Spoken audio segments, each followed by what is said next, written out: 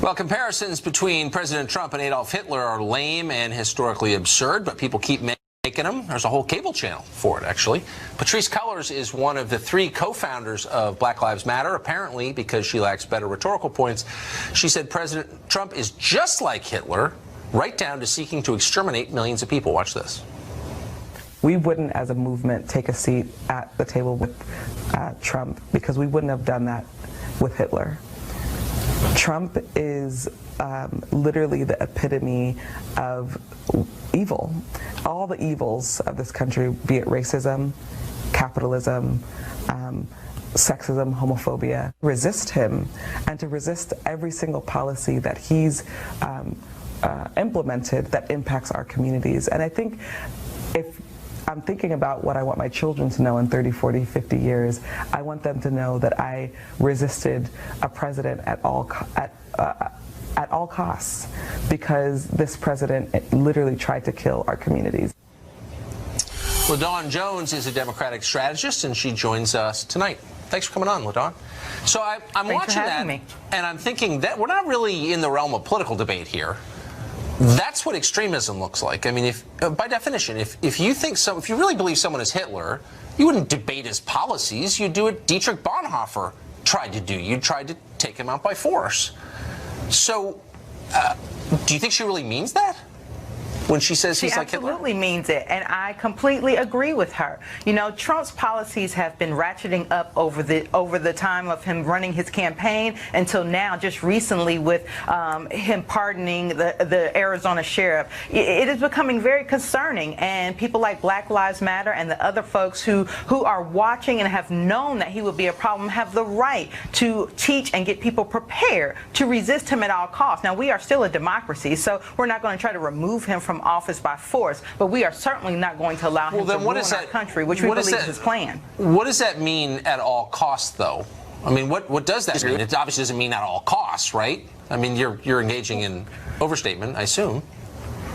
It may be overstatement, but let's be very honest about what all costs means. That means we have to make sure that we have people at our local and state levels that are going to combat some of these Trump-like policies. We're going to make sure that even though he is encouraging the police to hurt individuals who have not even been adjudicated guilty, that we teach people in our communities that will not be accepted. That is at all costs. We will not allow him to take over our media by trying to scapegoat them and all the other minorities in the community. We are going to fight back. That is at all costs. Hold on. So the media is a minority group now? No. Let me be clear. He both scapegoats the media and he scapegoats minority groups separately, but both of those things were characteristics that Hitler used in order to have his reign during his regime. He tried to make it as though all the Jews were the reason why Germans could not succeed, just like Trump tries to say that all the minorities and the immigrants are the reason why Americans can't have jobs. I mean, without getting into some like deep history conversation, I get it. But I wonder, bad news and fake news.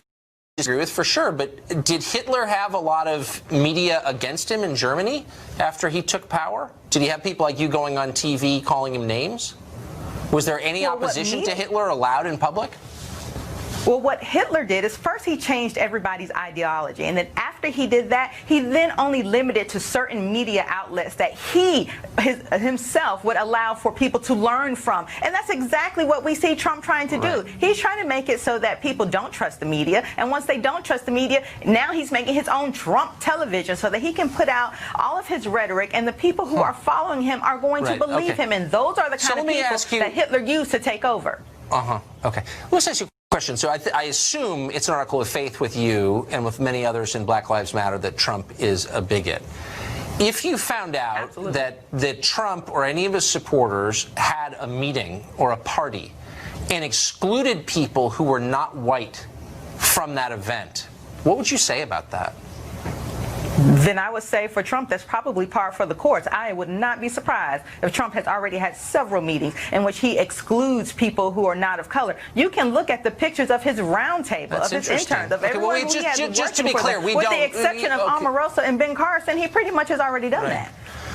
So, I mean, there's no evidence for what you said, but we know for a fact that Black Lives Matter across the country in a bunch of different cities, this is not speculation, it's a fact, they've said it, they've talked about it, has excluded people who weren't black. Why is that not racist? If you're an anti-racist organization, why are you excluding people on the basis of their skin color? I don't know which Black Lives Matter events you've gone to, but I've gone to several Black Lives Matter protests, and there are people of all colors, races, and origins. In Philadelphia, in New York, in Nashville. Hold on, slow down. No, hold on. No, the Black Lives Matter Twitter account said very clearly it referred to specific events as, quote, black only. There were a bunch of news stories about that. I'm not making this up. I've done interviews about it before. But it gets to a core question, which is how can you be against racism while committing it? It's a definition of racism to prevent people from coming to something based on how they look, based on their race. I think you would agree with that. You already did agree with that. So how can Black Lives Matter commit racism and be against it at the same time? I don't believe Black Lives Matter commits racism. I do believe that they make a platform for African Americans to be able to have discussion about things that are important to them. But let's say the most important difference between Black Lives Matter: they're not elected president of the United States. They're not, and I'm not saying they are. I'm not saying they have as much power as Trump or anything like that. I'm just saying, in New York City, there was a black-only Memorial Day party. Same thing in Philadelphia. Again, Detroit and Nashville. The leadership on your social media was asked, is it black only? Yes, it is. They said that, yes, it's black only. That seems like the textbook dictionary definition of racism. How can you be involved in a group that does that? That's my question to you. And please give me a real answer. Again, you know, I can't speak to the Memorial Day event that you're discussing, but it's not just one event; it's a bunch. I'm sure, but there are specific events from which people have been excluded based on their race. And isn't that what racism is? I'm against that. I thought you were too. Why would you be part of a group that did that? You know, I won't say that they have, because I wasn't there. What I will say is that the actual Black Lives Matter events that I have participated in, that I have direct knowledge and experience with, every single time there were people of every shade and color across the rainbow that were there supporting what Black Lives Matter is about. I'm See, glad, what you're trying to do is make Black Lives Matter. I'm not trying to do anything other than report what is factually true, and I don't want you to skip out on answering a really important question, which is it wrong to exclude people on the basis of their race? Yes or no? Is that racism or is it not?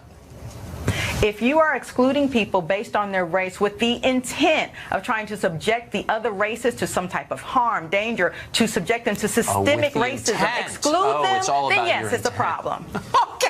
Oh, yes, it's absolutely about your intent. Okay. Why doesn't it? Right, you know, see, that's the problem. I believe you want to compare race. Right. You just don't want to take accountability for what is clearly racist. Thanks for joining us tonight, LaDawn.